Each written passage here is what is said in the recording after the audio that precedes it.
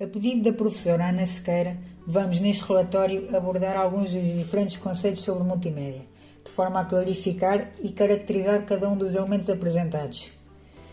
Acreditamos na importância deste trabalho devido à crescente importância da multimédia na atividade humana, especialmente no âmbito da comunicação em áreas como a educação e o comércio.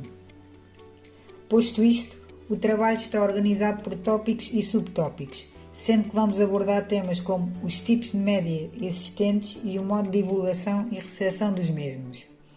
Vão também ser explorados conceitos como linearidade e não linearidade, hardware e software ou representação digital e analógica.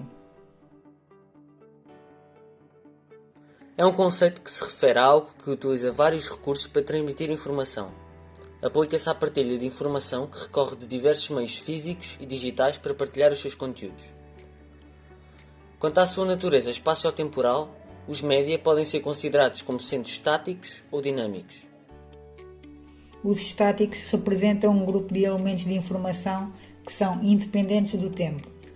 Alteram apenas a sua dimensão no espaço, como por exemplo textos, imagens e gráficos. O texto é o meio adequado para transmitir informação essencial de um modo preciso e é também uma das formas principais da comunicação. As imagens podem ser resultado de um processo de captura do mundo real ou podem ser geradas inteiramente por computador. Já os gráficos são constituídos por linhas e curvas definidas matematicamente. Uma vantagem deste tipo de representação gráfica reside na facilidade da manipulação das formas ou objetos desenhados sem perda de informação importante. Os dinâmicos referem-se aos tipos de informação multimédia cuja apresentação exige uma reprodução contínua à medida que o tempo passa, como por exemplo o áudio, vídeo e animação. O áudio é o único que estimula o sentido da audição, ao passo que todos os outros tiram partido do sentido da visão. O vídeo, seja sob a forma analógica ou digital, é uma representação eletrónica de uma sequência de imagens. A animação começou por ser uma média exclusivamente destinada ao entretenimento, mas foi crescendo até se tornar uma das formas mais eficazes e expressivas para comunicar uma ideia. Quanto à sua origem, podemos classificar os médias como sendo capturados ou sintetizados. Os capturados são aqueles que resultam de uma recolha do exterior para o computador, o vídeo, o áudio e a fotografia. Os sintetizados são aqueles que são produzidos pelo próprio computador através da utilização de hardware e software específicos, como por exemplo o texto, o gráfico e a animação. Nesta forma de divulgação, os conteúdos ficam imediatamente disponíveis. Podem ser divulgados através de rede local e conjuntos de redes. Desta forma, a informação é divulgada através de suportes de armazenamento, por norma digitais. CD, DVD e pens são exemplos de suportes deste tipo. Linearidade é um conceito para recepção de informação por parte do utilizador através do computador. No entanto, a informação recebida é limitada, pois não pode ser editada pelo utilizador, podendo apenas visualizar e interpretá-la. Por outro lado, a não linearidade permite não só receber e visualizar, como também permite que o utilizador consiga editar essa mesma informação a seu gosto. Tem a vantagem de ser mais fácil em termos de aprendizagem pela interação que se estabelece entre utilizador e computador.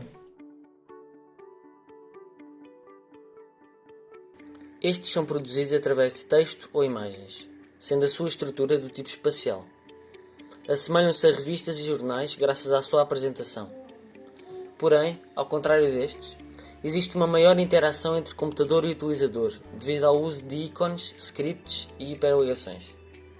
Assim, a recolha de informação por parte do utilizador torna-se mais aliciante. Diferente dos anteriores, estes produtos concentram a sua estrutura na dimensão do tempo. Texto, imagens e som são componentes essenciais para a devida criação deste tipo de produtos. A qualidade e o desenvolvimento do trabalho pretendido é também influenciado pelo hardware e software utilizados. Estes dispositivos funcionam como auxílios para fazer chegar a informação pretendida desde o utilizador até ao computador e vice-versa. permitem a comunicação no sentido utilizador-computador. Teclados, ratos e microfones são exemplos de dispositivos de entrada. Permitem a comunicação computador-utilizador. Exemplos de dispositivos de saída são colunas, monitores e headphones. Permitem a comunicação entre utilizador e computador em ambos os sentidos. Placas de som e touchscreens são exemplos de dispositivos deste tipo. Estes dispositivos permitem a escritura de dados de maneira permanente ou semi-permanente, podendo estar estes classificados em 3 categorias. Magnéticos utilizam a eletromagnetização das partículas na gravação e leitura da informação, como os HDs.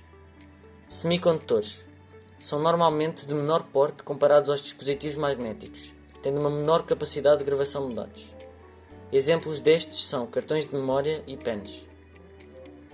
Ópticos é o tipo de armazenamento mais antigo da lista e realiza a gravação de dados através de processos que envolvem a tecnologia laser, como CDs e DVDs. Pode ser de 3 tipos.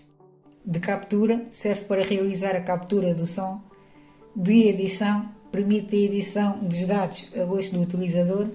Ou de reprodução, permite a reprodução dos dados pelo computador.